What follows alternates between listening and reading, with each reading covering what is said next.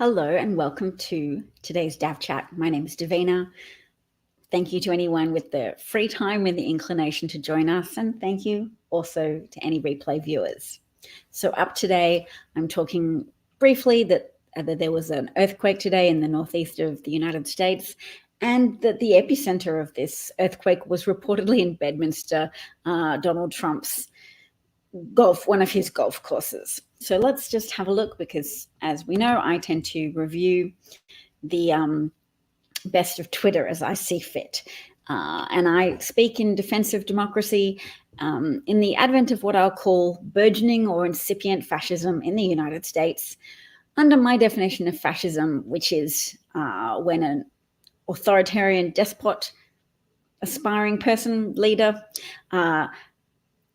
finds a way to manipulate a significantly high number of people using appeals to patriotism, using appeals to grievance and frustrations, and not exactly understanding why politics or governance doesn't work in precisely the ways that they've been told it should work or believe it should work.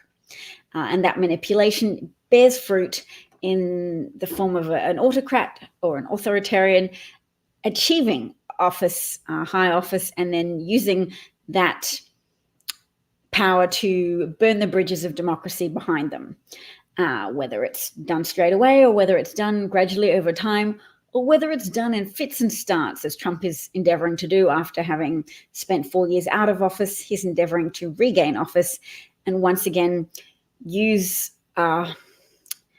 the gullibility of those who buy into his narratives, and his narratives that he knows are also promulgated by Rupert Murdoch through Fox News and other right-wing self-supporting media bubble echo chambers that promote a lie of Republican fiscal competence or Republican fiscal responsibility that is in stark contrast to the facts, which is that the last 3 recessions were started under Republican presidents. 2 of them were severe, and the Great Financial Crisis, the GFC. Not everyone holds Trump responsible for the recession conditions that followed his willful mismanagement of the COVID pandemic, but I hold him responsible because like many people, actually no, like not many, the opposite of many people, I have an understanding of what constitutes a tariff, and I know that Donald Trump lied to his supporters and his base and Republican receptive TV viewers about what a tariff actually constitutes. It's a way of, sure, fitting into a narrative of strongman, look at me being tough on China, but it hurt American importers of Chinese component parts that was having significant negative effects on American industry. The American Manufacturing Center went into a recession in 2019, and that's pre-COVID. That was a direct consequence of Trump's typical fascist strongman posturing style unnecessary trade wars that he instigated with China and Mexico and Canada and other places.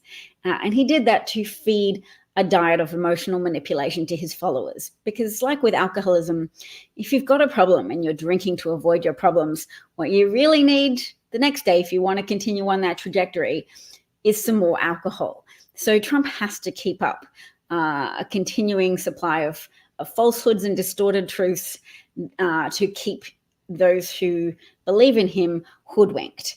And they have a strong incentive to do so if he symbolically represents a demographic group that they believe themselves to be part of, a persecuted demographic subgroup, namely white people, who are the only people who it's fair to be racist against now, according to misguided racist white people who feel persecuted. And they appear to be jealous of the weight of historical evidence of persecution of Black people in the United States, as well as Native American people and other minority groups. So they have an ache, an absence, where where a heroic narrative used to be when teaching at school, and textbooks often gave that distorted view of history where white people were in the mythic heroic role. Oh, we've got a guest called Kevin who's sharing comments with us. Hi, Kevin, and says Donald Trump Jr. was so high on stream last week. Well, that must have been amusing. To people open to that point of view, it does seem likely that Donald Trump Jr. is a frequent user of some type of intoxicating substance, whether it's cocaine or alcohol or methamphetamine or a mixture or a combination of the above. His pace of speech and his hand gestures. I mean, it's hard. You can't make a differential diagnosis without knowing somebody or seeing them at more close quarters. We just make educated guesses over here. And stress can be a contributing factor to people having anxiety and talking more quickly as a consequence. And Trump Jr. is certainly incentivized to talk in an appealing way to help sell his father's narrative, his narrative that he is persecuted, that he shouldn't have to face legal consequences for his actions because he has immunity, he never did anything wrong, he's just been victimized. It's your imagination that he took official documents, or if he did take them home with him when his term in the White House ended, well, it was he declassified them with his mind. What are Trump's other defenses? There was an official act, so he did that in his capacity as president at the time, or he did it alternatively as a candidate for office in the future, and therefore he's protected by his First Amendment rights, except that a lot of judges have found that Trump's speech does not fall under the protections of the First Amendment, because speech issued in the furtherance of a crime doesn't attract those First Amendment protections. And the crimes Trump tends to have been accused of subverting or violating election law in the 2016 election period by making secret illicit payments to Stephanie Clifford's in order to buy her silence with regards to an extramarital tryst of some description had in the weeks when his most recent child, Barron Trump, was a newborn baby, and Melania Trump was recuperating after his birth at Mar-a-Lago. And that those payments were forwarded to Stephanie Clifford via Michael Cohen, who had to come up with the cash himself and then got checks for various amounts to add up to not only that $130,000 that Trump wanted to pay Stephanie Clifford's, but extra bonuses to Michael Cohen for being a good little fixer-upper. Do you want to grab something, darling? That's fine. So let's have a look at Twitter. Let's go through the best of Twitter. Marjorie Taylor Greene reportedly said, "God is sending America strong signs to tell us to repent. Earthquakes and eclipses and many more things to come. I pray that our country listens." Well, thanks, Marjorie Taylor Greene.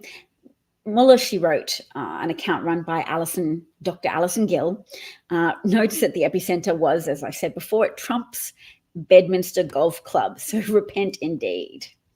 I was also reading an article on Substack by someone analyzing the high turnover rate of clerks under Judge Eileen Cannon, who is one of the few judges in a particular Florida, the Southern District of Florida, who has been assigned a case of national security significance. That is to say, the case of Trump not only taking documents home with him, boxes and boxes of documents, but also lying about having done so, and persuading his lawyers to lie, persuading his staff members to move boxes around in an effort to conceal his possession of all of these national secrets, classified documents, as well as top secret documents. Just all documents that, by virtue of the Presidential Records Act, Trump should not have taken home with him. They weren't personal records such as personal diaries kept, or things which you can say, which you can at least plausibly argue fall outside of the remit of the Presidential Records Act. And instead, Trump says loudly and frequently, for anyone who's stupid enough to believe him, for anyone who's motivated enough to believe him, because it takes a particular type of motivation to believe Trump. You want comfortable lies to be true. You want climate change to be a hoax. You want the real problem to just be migrants, and then you build a wall and the problem is fixed. You don't want there to be critical, nuanced, difficult to deal with problems. And you want to be energized by your membership of an in-group and to be able to deride and view with contempt members of an out-group, such as undocumented migrants. And you're going to ignore evidence that says migrants contribute significantly to the fact that the American economy is currently the strongest in the world. The US economy leads the G7, leads all of the economies in the world. And it's no surprise given that California by itself has a turnover, has a GDP that exceeds what's in the top 5. It's in the top 5 of global economies. And that's just California in isolation. So it's definitely sprung back from the recessive economic conditions that followed the COVID pandemic and how Trump responded to that. Specifically, how he responded to it, which we know from various whistleblowers that were on Jared Kushner's national testing plan team, that they abandoned the plans to have a national strategy to combat COVID because it was believed that it would be more politically prudent to hang back, to bin blueprints for a national testing plan or a national response plan of any description, because they believed it will hit blue states hardest, and then that will be a good campaign strategy for Donald Trump to vociferously, to passionately condemn blue state governors. So there's evidence of that in a Vanity Fair article called "How the National Testing Plan, How Testing Plans Went Poof." If you look it up, there's quotes from a whistleblower who was on Jared Kushner's team of volunteers, who were all trying to work really hard and fast to help contain the pandemic within the United States, to come up with a plan for that. The plan was abandoned. It was thought to be more politically prudent to just let the pandemic rage, in the belief that this would serve Trump's plans to win re-election by giving him material to use to denounce blue state governors, such as Andrew Cuomo and Gavin Newsom. So anybody who died was going to be a sacrificial lamb, because, hey, look, with fascists, people get thrown under the bus. People who have devoted themselves to pursuing power, freed from the constraints of morality or normal political concerns about the public well-being. Those people who will pursue power with two outstretched hands, who will deploy every failing in the human character, every tendency to blame an outgroup, to ignore evidence of migrant contributions or Jewish contributions or people from Mexico's contributions. Every small-mindedness, every piece of wickedness in the human heart will be exploited by a fascist. In Germany in the 1930s, it was, there's an excitingly long German word for it, which was essentially the big lie of why Germany lost in World War II, which had been a bit of a shock to the national German cognitive understanding of the war. Germans had been told by the media that they were winning at all times. And so to actually lose and have the Treaty of Versailles signed was a shock to the system. And into that space of confusion, cognitive dissonance, and pain, there came a fascist, an aspiring con artist despot, willing to say, I know the reason for our loss. Okay, it was a shock to the system, but we were betrayed by people we trusted. We were stabbed in the back. In fact, that's what the German word means, and I wasn't going to try and pronounce it, but now I'm feeling moved. If I look up stab in the back myth, Wikipedia,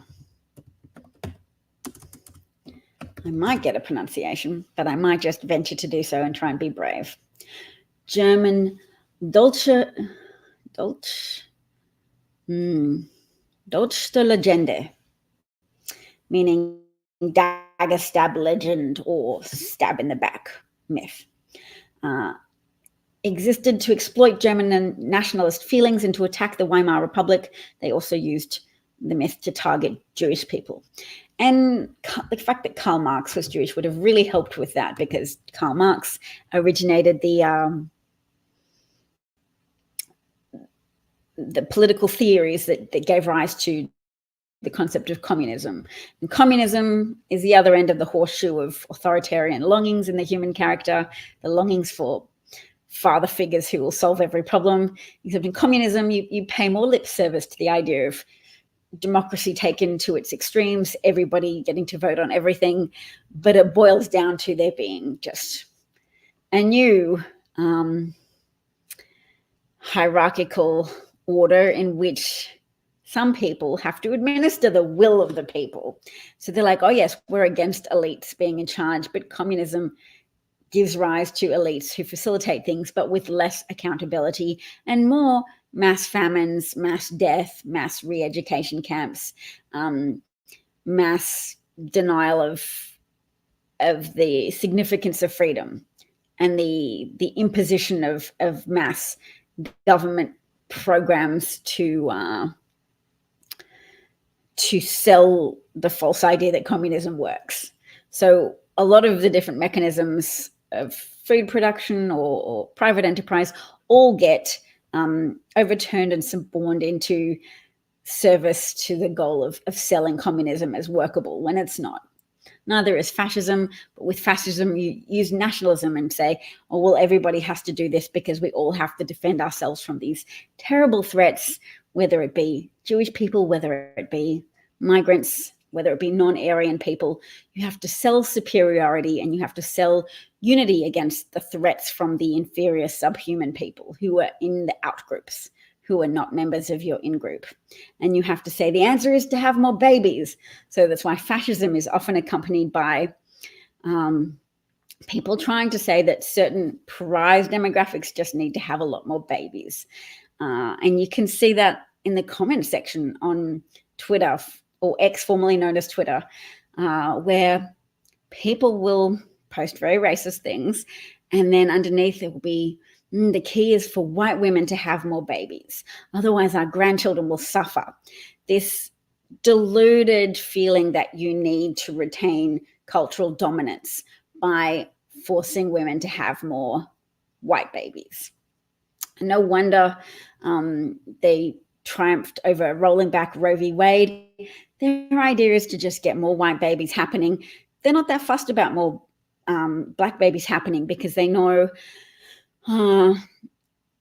that given the history of excluding certain demographics from prized jobs, just from being left out of networks of facilitation that help people get into university if your family knows someone, you get a job if you know someone, just building on the impetus of you have power, you get to keep power, you get to share power with your family members, you get to have privileges for your children and grandchildren, and they desperately want to keep hold of those unearned privileges.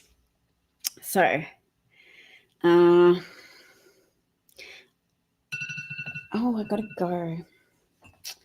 Well, that's me for today. Thank you so much for those who were able to listen. I'll just quickly note that a post about immigration, which has helped the US outgrow the G7. So Stephen Ratner, what does Stephen Ratner do? He's a Wall Street financier and a contributing writer to the New York Times op-ed and the Morning Joe economic analyst. So by adding millions of new workers to the labour market, the immigration surge has lifted payrolls and growth and potentially helped keep a lid on consumer prices, according to recent research. So that's because immigration boosts productivity by defeating bottlenecked labour. So where there's success, but the constraints are there's not enough people to do the work needed to help production expand or maintain a high rate of growth, you have migrants without attachment to a particular geographic part of the US, and they will move to where there is need, and they will do work that other people are unwilling to do, and they facilitate American growth, and they also bring in more motivation and more energy, because established people can get complacent, they can get overwhelmed with ennui. Immigration refreshes the national spirit, the national character, and the national store of entrepreneurial energy and economic zest. So that's all from me today. Take care, everybody, and see you again, hopefully sooner rather than later. Defend democracy where you can, talk about things that are true, encourage people to look up which political party in the US is more associated with strong outcomes in an economic sense. And it's the Democrat Party. Since World War II, it's been that party that has overseen a significant growth in jobs, growth in the stock market, just generally better outcomes for the American people. All right, take care. Take care. Talk facts. Talk facts, because as William Butler Yeats said in his vision of the apocalypse that he had dreamed one night, in his dream he said, "The best lack all conviction and the worst full of passionate intensity." So be full of passionate intensity if you're a decent person. Don't lack all conviction. Find a truth and speak it to someone else, because you need people to understand and cluster around truth. Fascists distort truth in order to grab all the power they can for themselves, and so elevate themselves to further entrenched power and further wealth and opportunity, to get power for themselves and at the expense of ordinary people who are merely gravel under the wheels of their fancy car. I don't want to promote any particular car brand by saying Mercedes-Benz, but yes. All right. Take care. Bye.